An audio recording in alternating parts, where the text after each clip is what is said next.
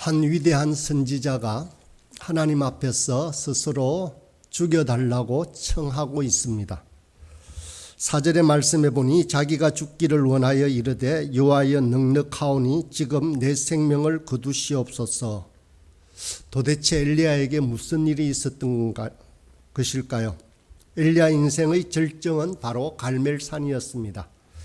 그곳에서 바알 선지자에 대항해서 큰 승리를 거두었습니다.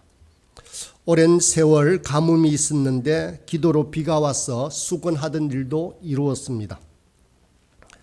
그러나 오늘 바로 이어지는 것은 브엘세바 한 광야의 로뎀나무 아래에서 인생을 포기하려는 엘리야의 모습을 봅니다. 정상에 섰다가 갑자기 깊은 나락으로 떨어지고 있는 모습입니다. 이것은 엘리야의 모습이기도 하지만 어쩌면 우리의 모습인지도 모릅니다. 우리도 한 번쯤은 이런 무기력증이나 우울증을 경험합니다. 때로는 실패로, 때로는 억울함으로, 때로는 병이 나고 사고나 갱년기 증상으로 이런 무력감을 경험합니다. 오늘 말씀을 통해서 엘리야가 이런 나락에 떨어진 이유가 무엇인지를 살펴보면서 교훈을 얻기를 바랍니다. 그 이유는 첫째, 승리 후에 찾아오는 허탈감 때문입니다. 원하던 목표를 이룬 후에 우리는 허탈감이나 무기력증을 경험할 수 있습니다. 엘리야는 지난 3년 넘게 갈멜산에 설 날만 기다리고 있었습니다. 그 자리에 섰고 승리를 거두었습니다. 사람들은 환호하였고 엘리야는 크게 기뻐하였습니다. 이스라엘의 여호와 신앙의 봄이 이제 시작될 것 같습니다. 그런데 정상에 서고 보니 갑자기 할 일이 없어졌습니다. 목표를 이루었기 때문입니다. 온 신경을 긴장시켰다가 승리 후에 긴장이 풀어지면서 느끼는 허탈감이 찾아온 것입니다.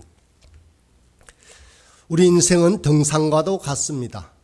정상에 오르기까지 힘들지만 그 과정이 참 행복할 수 있습니다. 오르고 난 후에는 잠깐의 휴식이나 내리막이 있기 마련입니다. 이 편안함과 승리를 즐기고 누리는 법도 필요합니다. 새로운 목표를 바라보며 준비를 해야 하는 것입니다. 엘리야는 지금 갑작스러운 추락을 경험하고 있습니다.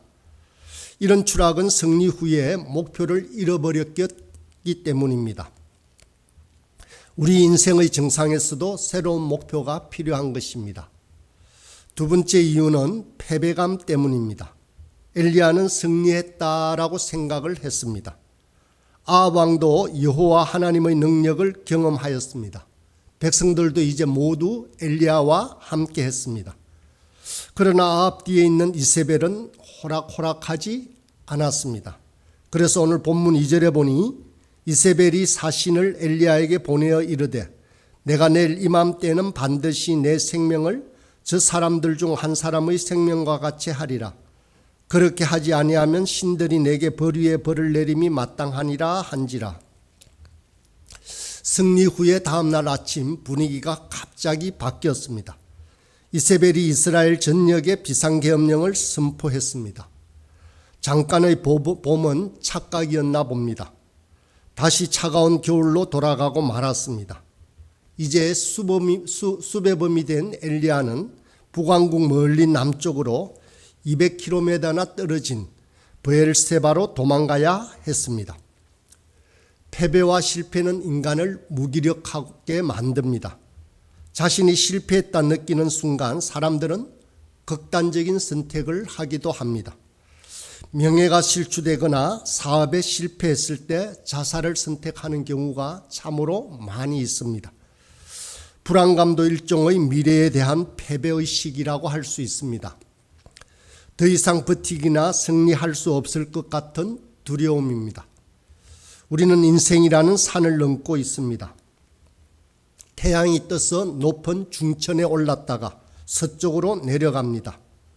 나무도 가을을 넘기면서 여러 변화가 일어납니다. 겨울이 다가오면 나무잎을 다 떨어뜨리고 맙니다. 우리 인생에도 갱년기가 있습니다. 갱년기는 인생의 내리막길, 즉 겨울을 준비하는 기간이라고 할 수 있습니다. 그러나 조금 지나면 적응이 될 것입니다. 다시 바닥을 치고 새로운 목표를 향해 걷게 되는 것입니다. 패배의 시기에는 인내가 필요합니다. 참고 기다려야 합니다. 다시 올 때를 기다리는 믿음이 꼭 필요한 것입니다. 세 번째 이유는 과로와 탈진 때문입니다. 지금까지 엘리야는 숨가쁘게 달려왔습니다. 바알 세력과 맞서 싸웠습니다. 아합의 눈을 피해 살았습니다.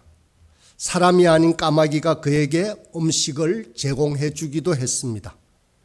북왕국에는 있을 수 없어서 저 멀리 시돈 땅으로 피신해서 그곳 과부로부터의 승김을 받기도 했습니다.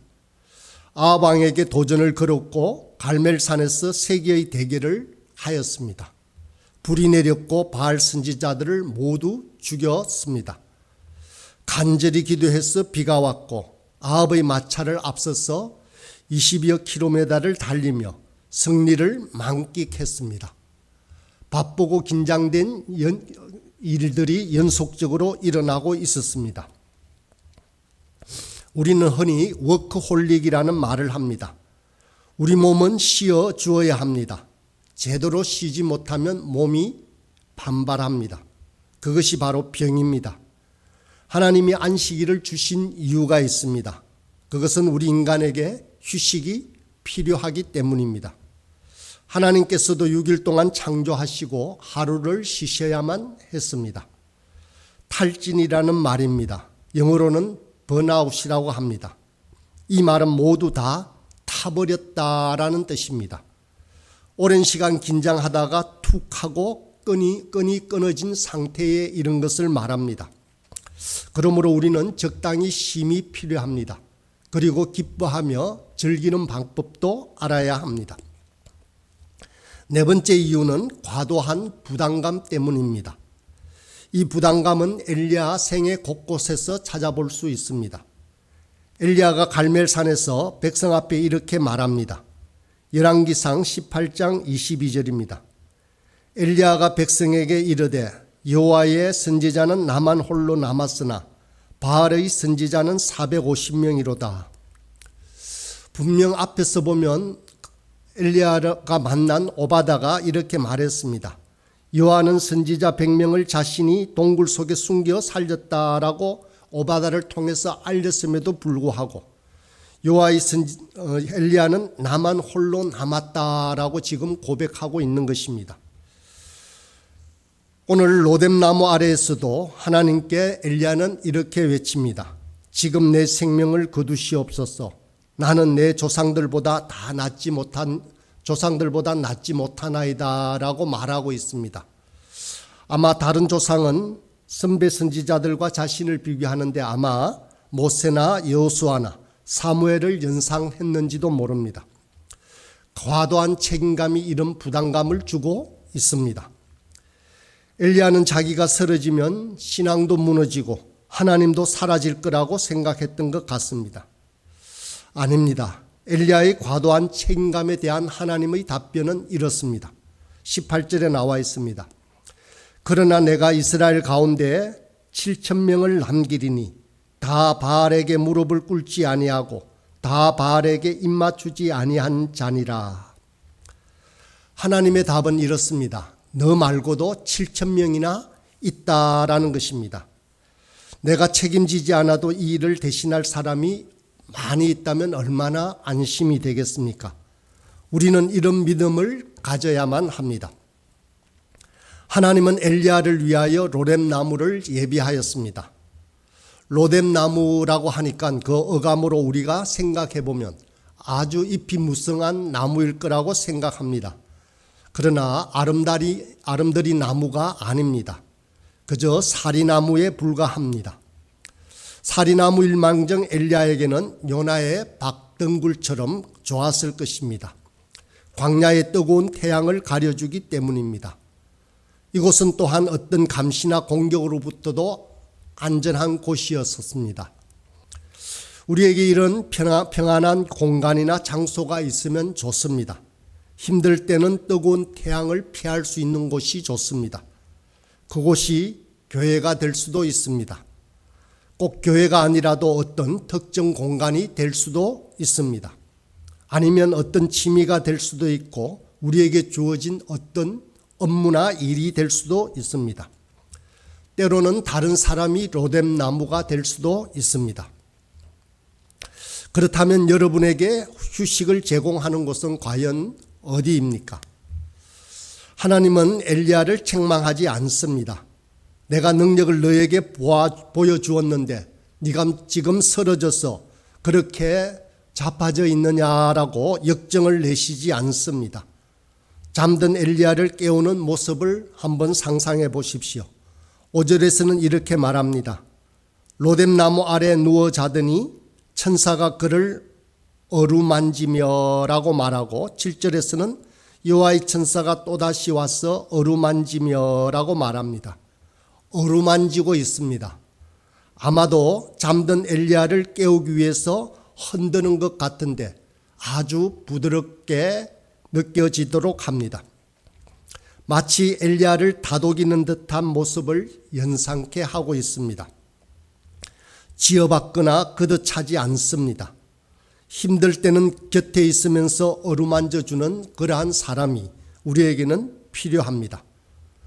하나님은 엘리야에게 잠과 음식을 주심으로 엘리야의 지친 육신을 편히 쉬게 했습니다. 쓰러져 잠든 엘리야의 머리맡에 음식이 놓여 있습니다. 6절입니다. 본적 머리맡에 숯불에 구운 떡과 한 병 물이 있더라. 이에 먹고 마시고 다시 누웠더니라고 합니다. 잘 먹어야 합니다. 육신의 필요가 풀려야 마음도 다시 살아납니다. 부활한 예수님을 보고도 믿음을 갖지 못한 제자들이 디베랴 바닷가에 가서 밤새도록 거물질을 했습니다. 그러나 고기를 한 마리도 잡지 못했습니다. 그들을 향해서 주님께서 하셨던 말씀은 바로 이 말씀입니다. 와서 조반을 먹으라라고 하셨습니다. 예수님은 지친 제자들에게 떡을 가져다가 그들에게 주시고 생선도 그와 같이 하셨다라고 기록되어 있습니다. 잘 먹어야 또 잘 쉬어야 회복할 수 있습니다. 어떤 면에 생각해 본다면 인생이란 그리 고달프거나 힘든 것이 아닐 수 있습니다. 마음이나 생각이 모든 것을 결정할 것 같지만 결코 그런 것만은 또한 아니라는 생각이 듭니다. 몸이 문제일 때가 아주 많습니다. 배가 고프거나 몸에 병이 생겼을 때 세상은 비관적으로 보입니다. 아무런 것도 하기 싫고 할 능력이 없는 것처럼 보여집니다. 배부르고 몸이 이상이 없으면 세상은 또한 아름다워 보이고 무엇이든 할 수 있을 것 같습니다. 잘 먹고 쉬는 것은 우리를 행복하게 만들기도 합니다. 이제 마지막으로 하나님은 엘리야를 호렙 산으로 부르십니다. 새로운 사명을 주시기 위해서입니다. 이곳에서 하나님은 정치적으로 예후와 하사엘을 세우고 7,000명의 동지를 규합하고 또 제자 엘리사를 세우는 일을 하도록 만듭니다. 새로운 일거리나 목표가 주어져야 우리는 살 수가 있습니다.